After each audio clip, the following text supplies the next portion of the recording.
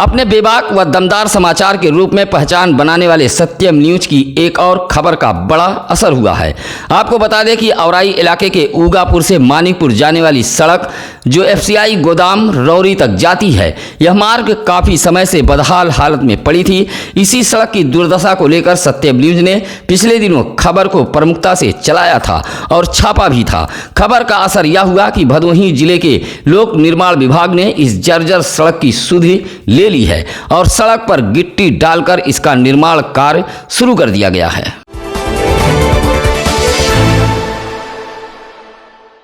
खाना बनाते समय चूल्हे से निकली चिंगारी से रिहायशी मढ़ा जलकर खाक हो गया है। मढ़े में रखा गृहस्थी का सामान जलकर राख हो गया है। यह हादसा ज्ञानपुर कोतवाली इलाके के केशवपुर सरपताहा का है। बताया जाता है कि जूता चप्पल के कारीगर राजेश कुमार एक मढ़े में सब परिवार के साथ रहते हैं, जहां राजेश कुमार की पत्नी रात का खाना बनाने के बाद परिवार के लोगों को मढ़े के बाहर खाना खिला रही थी। इसी दौरान चूल्हे से उठी चिंगारी ने मढ़े को अपने चपेट में ले लिया। किसी तरह लोगों ने आग पर काबू पाया, लेकिन तब तक मढ़े में रखा गृहस्थी का सारा सामान जलकर खाक हो गया है। जूता चप्पल बनाकर जीवन यापन करने वाले गरीब राजेश कुमार के सामने आर्थिक तंगी की विकट समस्या हो गई है।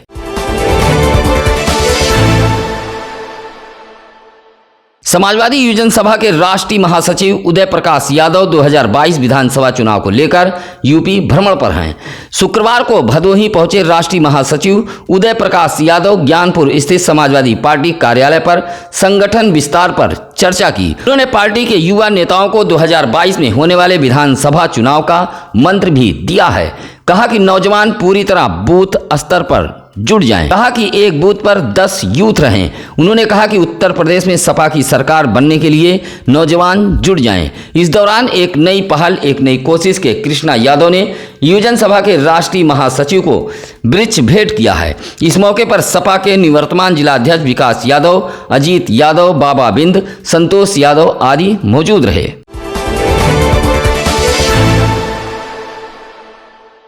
कहा जाता है कि असली भारत गांव में बसता है, लेकिन जमीनी हकीकत यह है कि आज भी ग्रामीण तमाम मुसीबतों व झंझावतों के बीच जीने को विवश हैं। यह तस्वीर आई है भदोही विकासखंड के सुनहर वड़ुरा नदी से। नदी पर पुल का निर्माण कराया गया था, जिसकी ऊंचाई बेहद कम है, जिसकी वजह से नदी में पानी बढ़ने के बाद पुल डूब जाता है। यह पुल भदोही व जौनपुर जनपद को जोड़ता है। सुनहर गांव से मलेथू गांव तक जाने वाला यह पुल पूरी तरह पानी में डूब चुका है। जिंदगी दांव पर लगाकर लोग आवागमन कर रहे हैं। ग्रामीणों की माने तो इसी पुल से लेकर गांव के लोग चौरी जाते हैं, लेकिन पुल के ऊपर से पानी के बहाव से लोगों का आवागमन बाधित हो गया है। वहीं कुछ लोग तो मजबूरी में जान हथेली पर लेकर पुल से आवागमन करने को मजबूर हैं। भदोही ब्लॉक के राघोपुर ग्राम सभा निवासी छविनाथ यादव ने शुक्रवार को जिलाधिकारी को एक शिकायती पत्र देते हुए कहा कि पूर्व में ग्राम सभा की धनराशि में बड़े पैमाने पर गबन किया गया था, जिसकी शिकायत की गई थी। शिकायत पर जांच टीम गठित की गई थी, लेकिन टीम मामले की लीपा पोती कर वापस लौट गई। जांच टीम से संतुष्ट न होने पर छविनाथ यादव ने न्यायालय का सहारा लिया। उसके बावजूद भी ग्राम प्रधान व सचिव व जांच टीम में शामिल अधिकारी सहयोग नहीं कर रहे हैं।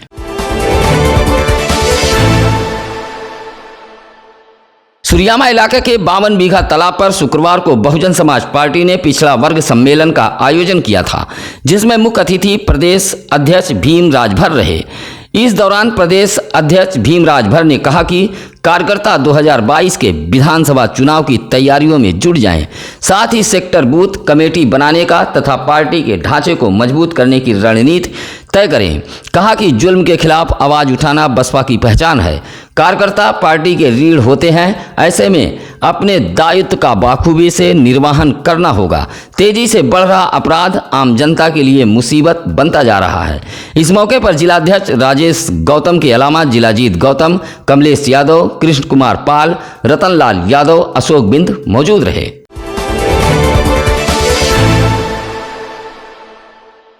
भदोही जिले में गंगा का जलस्तर घटने के साथ साथ दीघ क्षेत्र के घाटों पर नाव का संचालन शुरू हो गया है।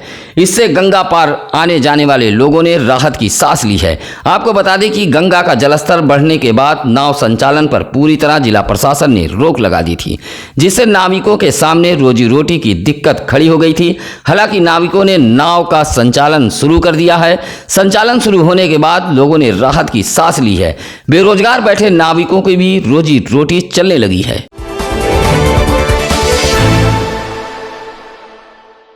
शुक्रवार को ज्ञानपुर के BNGIC इंटर कॉलेज में शैक्षिक सत्र की पहली बैठक बुलाई गई थी। इस बैठक में राजकीय विद्यालय, गैर मान्यता व मान्यता प्राप्त विद्यालयों के प्रधानाचार्य मौजूद थे। बैठक को संबोधित करते हुए जिला विद्यालय निरीक्षक ने सभी प्रधानाचार्य से उनकी समस्याओं के बारे में जाना और कहा कि कॉलेज व विद्यालय में जो भी खामियां हैं उसकी सूची बनाकर कार्यालय को उपलब्ध कराएं, ताकि जल्द से जल्द भदोही जिले के कॉलेज व विद्यालयों में व्याप्त खामियों को दूर किया जा सके।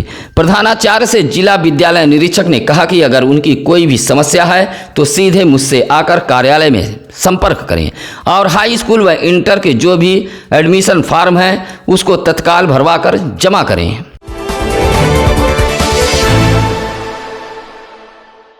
औराई ब्लॉक के ग्राम सभा भुआजक से होते हुए चौरी निदूर जाने वाले मार्ग के किनारे बना एक गहरा गड्ढा राहगीरों को हादसे का दावत दे रहा है। आपके स्क्रीन पर चल रही इस तस्वीर को देखिए। इस मार्ग से दिन भर सैकड़ों लोगों का आवागमन होता है। दिन के समय में तो यह गड्ढा दिखाई दे जाता है, लेकिन रात के समय में इसका पता नहीं चलता और लोग हादसे का शिकार हो जाते हैं। ग्रामीणों की माने तो स्थानीय जनप्रतिनिधि सहित लोक निर्माण विभाग के अधिकारियों से भी इस गड्ढे के बारे में अवगत कराया गया, लेकिन अभी तक किसी ने इस गड्ढे को पाटने की जहमत मोल नहीं ली। यह मार्ग जोगीपुर मोड़ से भुआजग होते हुए निदूर, संवरपुर व ममहर में जाकर मिलता है। बताया जाता है कि यह गड्ढा इस मार्ग से होकर दौड़ रहे ओवरलोड ट्रक की वजह से हुआ है।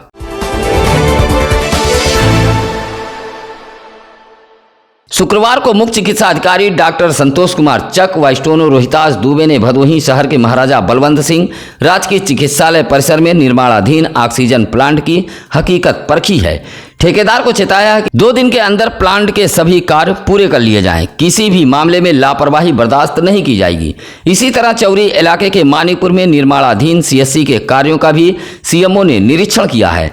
धीमी गति से चल रहे निर्माण कार्य पर ठेकेदार को चेताया है कि निर्माण कार्य पूरी तरह गुणवत्तापूर्ण व तेजी के साथ पूरा कराया जाए। आपको बता दें कि महाराजा बलवंत सिंह राजकीय अस्पताल में लग रहे प्लांट के निरीक्षण के दौरान L2 के संविदा कर्मियों ने CMO का घेराव करना शुरू कर दिया था, लेकिन किसी तरह संविदा कर्मियों को समझा बुझाकर शांत कराया गया। थोड़ी देर के लिए अफरा तफरी फैल गई थी।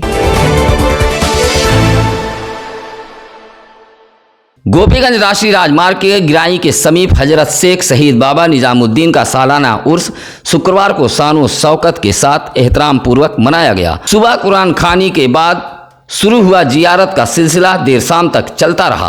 बाबा के दरगाह शरीफ पर नगर सहित आसपास के जायरीनों के पहुंचने का क्रम सुबह से ही शुरू हो गया था। जायरीनों को मजार के बाहर से ही फातिहा पढ़ने की इजाजत दी गई थी। मजार के खादिम मुनव्वर अली ने बताया कि यह उर्स वर्षों से सादगी के साथ मनाया जाता है, लेकिन संक्रमण काल की वजह से इस वर्ष कुछ पाबंदी लगा दी गई है। कमेटी के संजीव कुमार, मुदनवाल, अनवर अली, रहमत अली ने व्यवस्था की कमान संभाली थी। उसके मौके पर तरह तरह की दुकानें भी सजी हुई थी।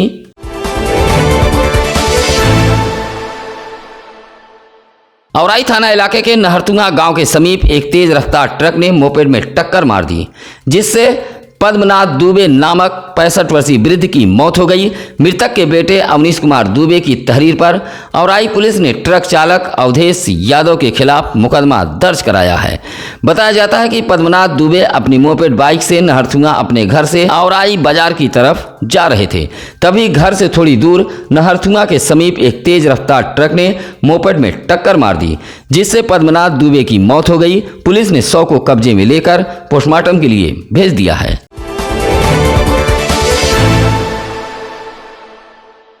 शुक्रवार को भदोही जिला योजना समिति के लिए कुल 17 जिला पंचायत सदस्यों ने नामांकन किया है।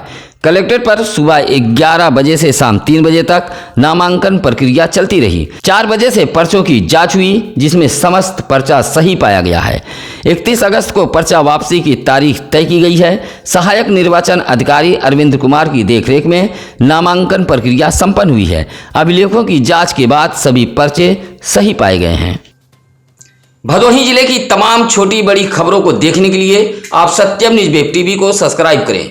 साथ ही अगर आपके आसपास है कोई खबर तो चैनल पर फ्लैश हो रहे नंबरों पर जरूर बताएं। आइए जानते हैं आज क्या है ज्ञानी पंडित जी में। आज 28 अगस्त 1896 को प्रसिद्ध उर्दू शायर फिराक गोरखपुरी का जन्म हुआ था। इसी के साथ अब नसीर कुरैशी को दीजिए इजाजत। नमस्कार, आदाब।